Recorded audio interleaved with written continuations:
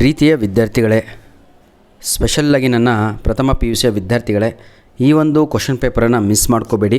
ಯಾಕಂದರೆ ಆ್ಯನ್ಯುವಲ್ ಎಕ್ಸಾಮ್ಗಿಂತ ಮುಂಚೆ ನೋಡ್ಕೊಂಡ್ರೆ ಎಲ್ಲ ಇಂಪಾರ್ಟೆಂಟ್ ಕ್ವಶನ್ಸು ಈ ಒಂದು ಕ್ವಶನ್ ಪೇಪರ್ನಲ್ಲಿ ರೆಡಿ ಇದೆ. ಈ ಒಂದು ಕ್ವಶನ್ ಪೇಪರು ರೆಡಿ ಮಾಡಿರುವಂಥದ್ದು ನಮ್ಮ Chitradurga ಜಿಲ್ಲೆದಾಗಿರುತ್ತೆ.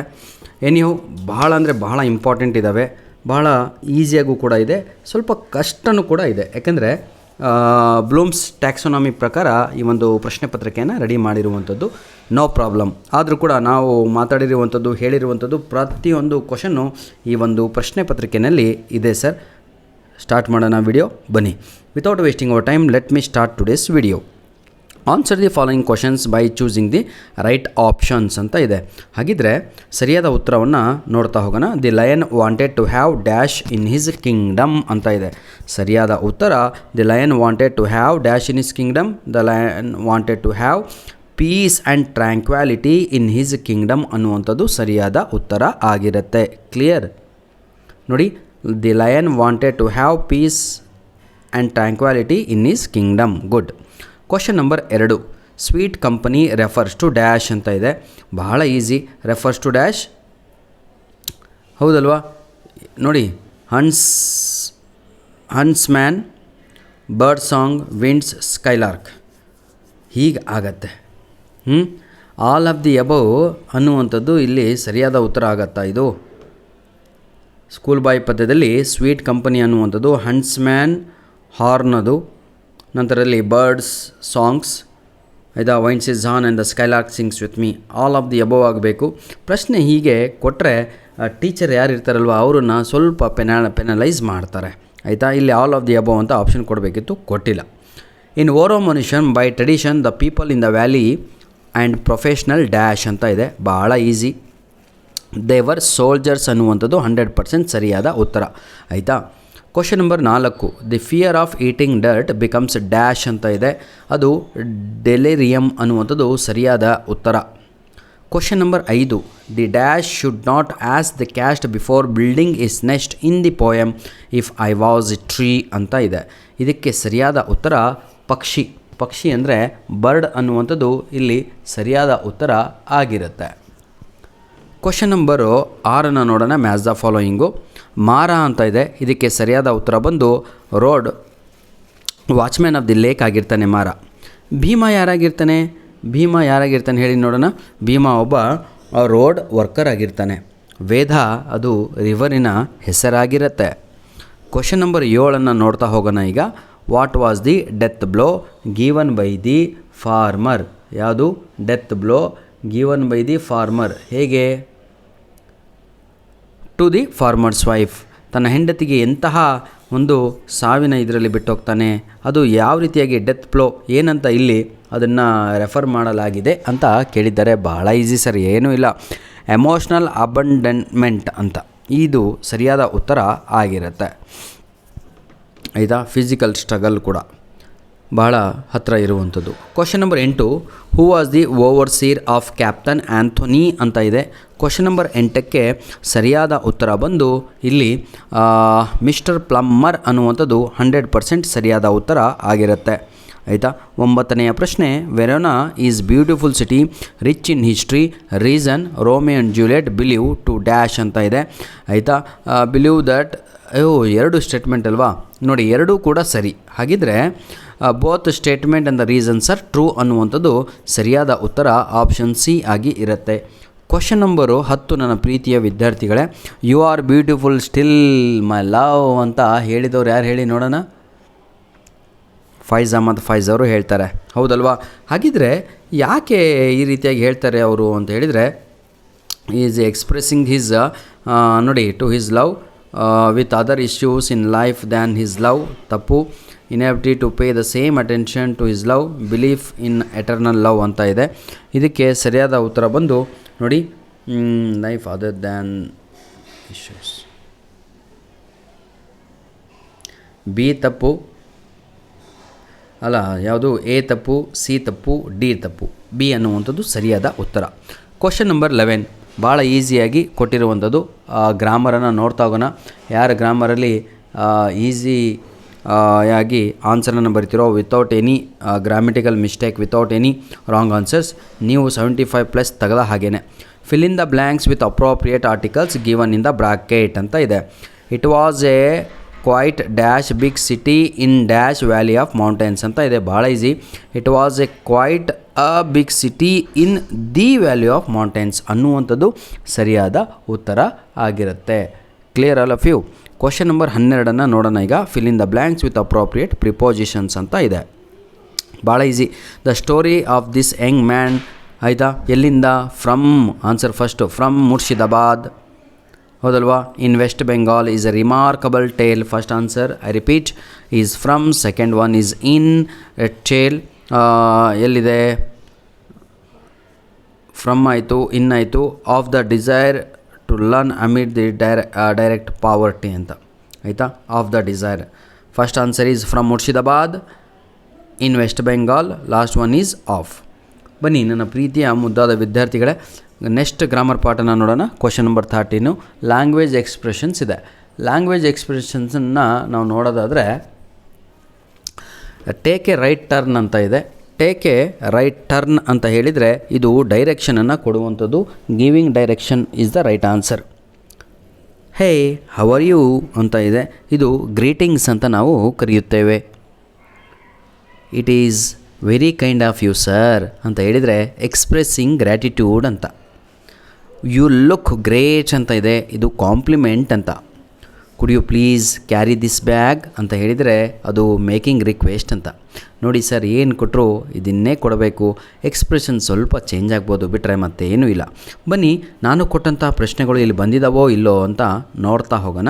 Answer any 3 of the following questions ಅಂತ ಇದೆ. ಇದಕ್ಕೆ ಸರಿಯಾದ ಉತ್ತರ mention the sweet companies of the boy ಅಂತ ಇದೆ. ಇದು ಅಲ್ಲೇ ಮೇಲ್ಗಡೆ ಆನ್ಸರ್ ಇತ್ತು. MCQಸಲ್ಲಿ ನೋಡಿದವ್ರಿಗೆ ಗೊತ್ತಾಗುತ್ತೆ. ಒಂದು ಯಾವುದು? ಬರ್ಡ್ಸು, ಇನ್ನೊಂದು ಯಾವುದು? ಹಂಟ್ಸ್ಮ್ಯಾನ್, ಇನ್ನೊಂದು ಸ್ಕೈಲಾರ್ಕ್, ಹೌದಲ್ವಾ? ಈ ರೀತಿಯಾಗಿ ತಾವುಗಳು ಬರಿಬೇಕಾಗಿರುತ್ತೆ. ಇನ್ನೊಂದು ನೋಡೋಣ. What does the Mara do with the creeper in around a medicinal creeper ಅಂತ ಇದೆ. Mara he ran in to the forest, he tied the creeper to the nearby tree. ಅಲ್ಲಿ ಪಕ್ಕದಲ್ಲಿ ಇದ್ದಂತಹ ಮರಕ್ಕೆ ಅದನ್ನು ಕಟ್ಟಾಕ್ತಾನೆ. Clear all of you?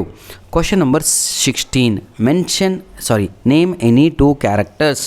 Watchman of the ಲೇಕಲ್ಲಿ ಬಹಳ ಕ್ಯಾರೆಕ್ಟರ್ಸ್ಗಳಿದ್ದಾವೆ. ಯಾವುದಾದ್ರೂ 2 ಕ್ಯಾರೆಕ್ಟರ್ಸಿನ ಹೆಸರನ್ನು ಬರೆಯಿರಿ ಅಂತ ಇದೆ. ಬಹಳ ಈಸಿಯಾಗಿ ಇರುವಂಥದ್ದು. ನೇಮ್ ಎನಿ 2 ಕ್ಯಾರೆಕ್ಟರ್ಸ್ ಅಂತ ಹೇಳಿದರೆ ಯಾವುದಾದ್ರು ಬರೀತೀರಾ ಹೇಳಿ ನೋಡೋಣ. ಭೀಮಾ ಬರೀರಿ, ಮಾರ ಬರೀರಿ, ಕಿಂಗ್ ಬರೀರಿ, ಅಥವಾ ಮತ್ತೆ ಯಾವುದು ಬರೀತೀರಾ ಸರ್? ರೋಡ್ ಮೆಂಡರ್ಸ್ ಬರೀರಿ, ಹೌದಲ್ವಾ? ಈ ರೀತಿಯಾಗಿ ಬರೆಯುವಂಥ ಆನ್ಸರ್ ಆಗಿರುತ್ತೆ. ಅಥವಾ ಗಾಡೆಸಸ್ ಬರಿಬೋದು. Question number 17 why does the speaker wish to teach our children ಏನಂತೀರಾ to fight more than just survival in the farmer's wife.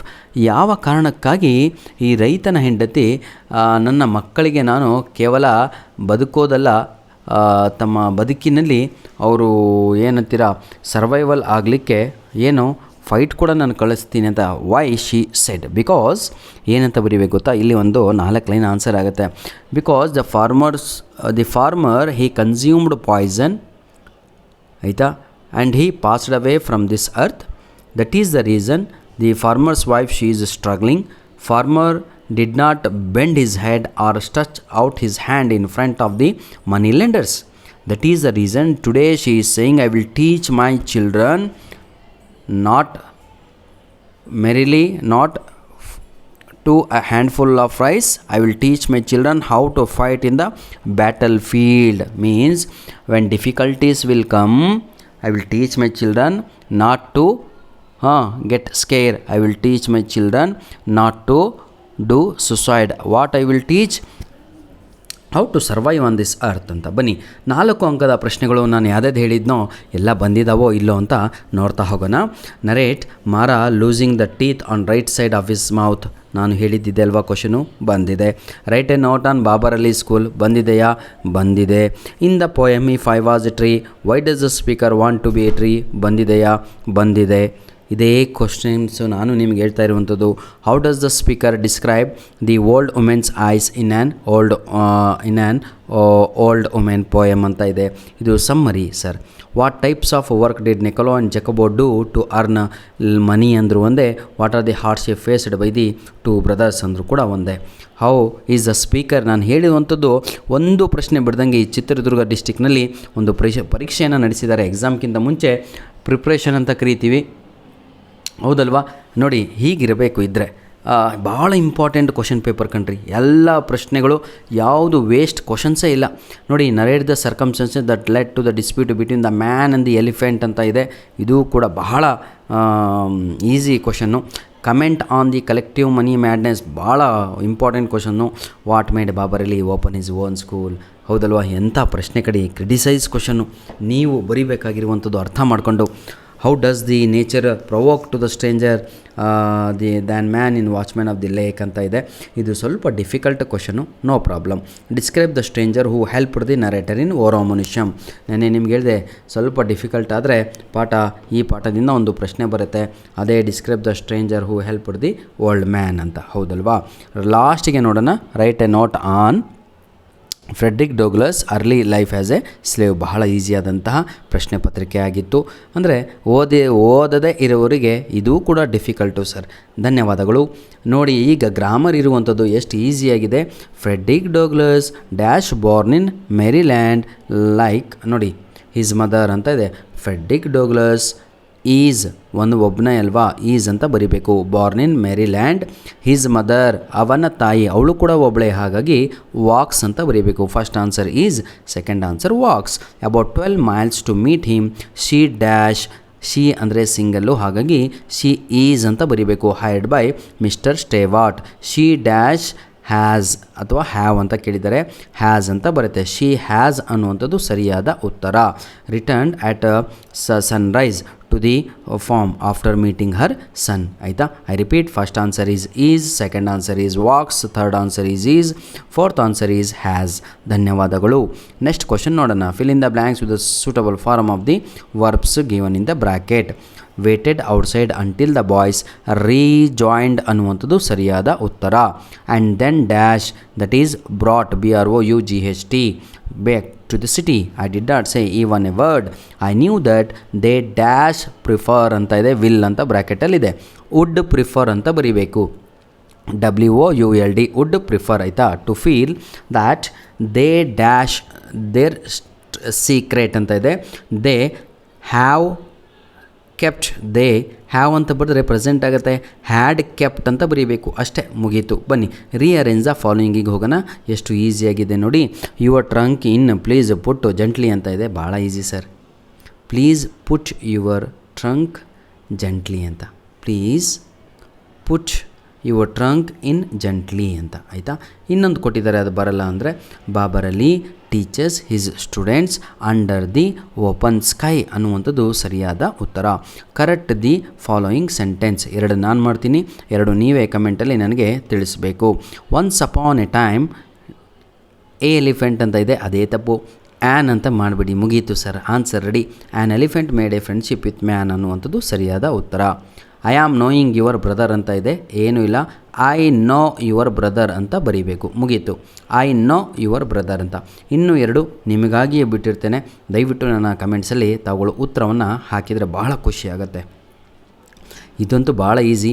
The lion replied in a noble voice. Do ಫಾರ್ಮಿಗೆ ಮಾಡಿ ಅಂತ ಇದೆ. Did the lion reply in a noble voice. ನೋಡಿ, did the lion reply in a noble voice, ಇದು ಸರಿಯಾದ ಉತ್ತರ. Piece is costly ಅಂತ ಇದೆ, ಬಹಳ ಈಸಿ. ಏನು ಮಾಡಬೇಕು? WH ಕ್ವಶನ್ನ. ಬನ್ನಿ, ವಾಟ್ ಈಸ್ ಕಾಸ್ಟ್ಲಿ, ಮುಗೀತು. Yours is a cock and bull story ಅಂತ ಇದೆ. ಇಸಂಟ್ ಇಟ್, ಇಷ್ಟೇ. ಇಸಂಟ್ ಯುವರ್ಸ್ ಅಲ್ಲ, ಇಸಂಟ್ ಇಟ್ ಅಂತ ಬರೀಬೇಕು. ಆಯಿತಾ? ಯು ಆರ್ ವರ್ಚಿಯಸ್ ಅಂತ ಇದೆ. ಆರಂಟ್ ಯು ಅಂತ ಬರೀಬೇಕು ಇಲ್ಲಿ. ಧನ್ಯವಾದಗಳು. ಮುಂದೆ ಗ್ರಾಮರನ್ನು ನೋಡೋಣ. ಭಾಳ ಈಸಿಯಾದಂತಹ grammar ಕೊಡಲಾಗಿತ್ತು.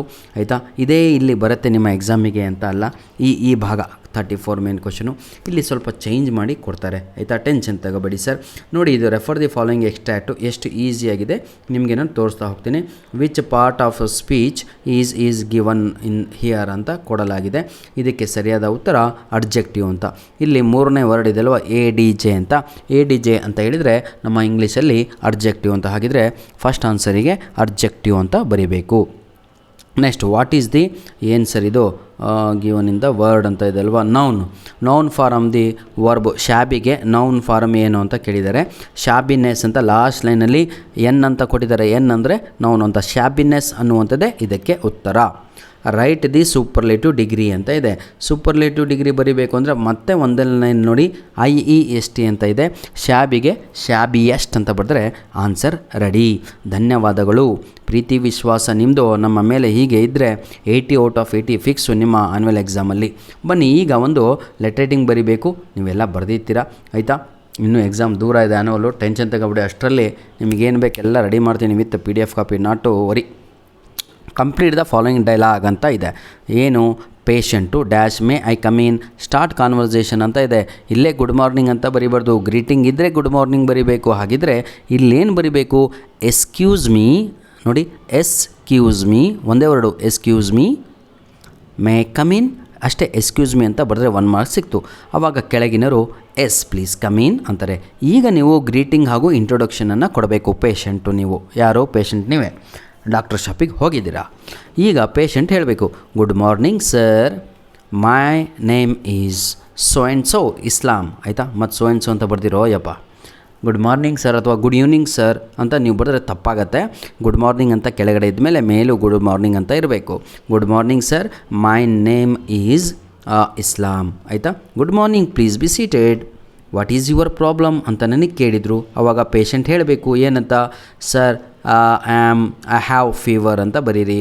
I have cold, I have headache ಆಯಿತಾ, ಸಿವಿಯರ್ ಹೆಡೇಕ್. ನಿಮಗೆ ಸ್ಪೆಲ್ಲಿಂಗ್ ಯಾವುದು ಬರುತ್ತೋ ಅದು ಬರೀಬೇಕು.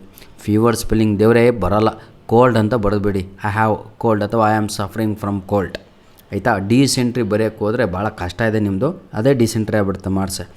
ಲಾಸ್ಟ್ ಒನ್ ನೋಡೋಣ, you are suffering from fever because of bad weather. ಅಂದರೆ ನೀವು ಕಂಪಲ್ಸರಿಯಾಗಿ ಫೀವರೇ ಬರೀಬೇಕು. ಕೆಳಗಡೆ ಇದೆ ಫೀವರ್ ಅಂತ ಸ್ಪೆಲ್ಲಿಂಗು, ಅದನ್ನೇ ಕಾಪಿ ಮಾಡಿ ಬರೀರಿ, ಐ ಹ್ಯಾವ್ ಫೀವರ್ ಅಂತ ಆಯಿತಾ. ಲಾಸ್ಟ್ ಒನ್ನು ಆವಾಗ ಡಾಕ್ಟ್ರಿಗೆ patient thank you so much sir ಅಂತ ಹೇಳಬೇಕು. ಗ್ರ್ಯಾಟಿಟ್ಯೂಡ್ ಇದೆ ಅಲ್ವಾ. ಇಲ್ಲಿಗೆ ಮುಗೀತು. ಇದು ಬಹಳ ಈಸಿ ಸರ್. ಅದು ಬರಲ್ಲ ನಿಮಗೆ ಅಂದರೆ ಇದನ್ನು ಬರೀರಿ, ರಿಅರೇಂಜ್ ದ ಫಾಲೋಯಿಂಗು. ಭಾಳ ಈಸಿ. 4 ಲೈನ್ ಇದೆ, ಮೇಲೆ ಕೆಳಗಡೆ ಎತ್ತು ಹಾಕಿ ಹೋಗಿರಿ. Yes I am looking for same clothes ಅಂತ ಇದೆ. Hello can I help you, we have casual formal and ಏನಿದು athletic wear, what style do you have ಅಂತ ಆಯಿತಾ. ಬನ್ನಿ ಒಂದೊಂದಾಗಿ ಮಾಡ್ತಾ ಹೋಗೋಣ. ಯಾವುದು ಫಸ್ಟಿಗೆ ಹೋಗಬೇಕು ನೋಡಿ. Yes I am looking for same ethnics ಅಲ್ವಾ. ವಿ ಹ್ಯಾವ್ ಅದು ಅಲ್ಲಿಗೆ, ವಿ ಹ್ಯಾವ್ ಅನ್ನೋದು ಸೆಕೆಂಡಿಗೆ ಹೋಗಬೇಕು. Hello can I help you, ನೋಡಿ ಫಸ್ಟಿಗೆ hello can I help you ಅಂತ ಹೋಗಬೇಕು, ಫಸ್ಟ್ ಒನ್. ನಂತರದಲ್ಲಿ what style do you have ಅಂತ ಕೇಳಬೇಕು. We have casual, formal and ethnic wear ಅಂತ. ಆವಾಗ ನೀವು yes I am looking for same ethnics ಅಂತ. ಧನ್ಯವಾದಗಳು ಕ್ಲಾತ್ಸ್ ಅಂತ. ಪ್ರೀತಿಯ ವಿಶ್ವಾಸ ನಮ್ಮ ಮೇಲಿದ್ದು ಇದ್ದರೆ ಭಾಳ ಒಳ್ಳೆಯದು. ದಯವಿಟ್ಟು ನಮ್ಮ ಎಲ್ಲ ವೀಡಿಯೋಸ್ಗಳನ್ನು ನಿಮ್ಮ ಫ್ರೆಂಡ್ಸ್ಗಳಿಗೆ ಶೇರ್ ಮಾಡೋದು ಮರೆಯಬೇಡಿ. ಈ ವಿಡಿಯೋದ ಡಿಸ್ಕ್ರಿಪ್ಷನ್ ಬಾಕ್ಸಲ್ಲಿ ನಮ್ಮ ಪ್ರಥಮ PUC ಕಾಮರ್ಸು, ಆರ್ಟ್ಸು, ಸೈನ್ಸ್ ವಿದ್ಯಾರ್ಥಿಗಳಿಗೆ ಇದೇ ವಿಡಿಯೋದ ಡಿಸ್ಕ್ರಿಪ್ಷನ್ ಬಾಕ್ಸಲ್ಲಿ ನಿಮಗೆಲ್ಲರಿಗೂ ಕೂಡ ಸಂಪೂರ್ಣವಾಗಿ ಉಚಿತವಾಗಿ ಎಲ್ಲ ಪಾಠಗಳ ಲಿಂಕ್ಸ್ಗಳನ್ನು ಹಾಗೂ ಗ್ರಾಮರ್ ಯಾರಿಗೆ ಬರಲ್ವೋ ಇದೇ ವಿಡಿಯೋದ ಡಿಸ್ಕ್ರಿಪ್ಷನ್ ಬಾಕ್ಸಲ್ಲಿ ನೀಡಿರ್ತೇನೆ. ಅದನ್ನು ಓದ್ಕೊಂಡು ನೋಡಿಕೊಂಡು ರೆಡಿಯಾಗಿ ನಾಳೆ ಎಕ್ಸಾಮ್ ಚೆನ್ನಾಗಿ ಬರೀರಿ ಅಂತ ಹೇಳ್ತಾ, ಆಲ್ ದ ಬೆಸ್ಟ್ ಅಂತ ಹೇಳ್ತಾ ವಿಡಿಯೋನ ಇಲ್ಲಿಗೆ ಮುಗಿಸ್ತಾ ಇದ್ದೇನೆ. God bless you all. ಈ ಕ್ವಶನ್ ಪೇಪರಿನ PDF ಕಾಪಿಯನ್ನು ಇದೇ ವಿಡಿಯೋದ ಡಿಸ್ಕ್ರಿಪ್ಷನ್ ಬಾಕ್ಸಲ್ಲಿ ನೀಡಿರ್ತೇನೆ. ಯುಟಿಲೈಸ್ ಮಾಡಿಕೊಳ್ಳಿ. ಧನ್ಯವಾದಗಳು. All the best.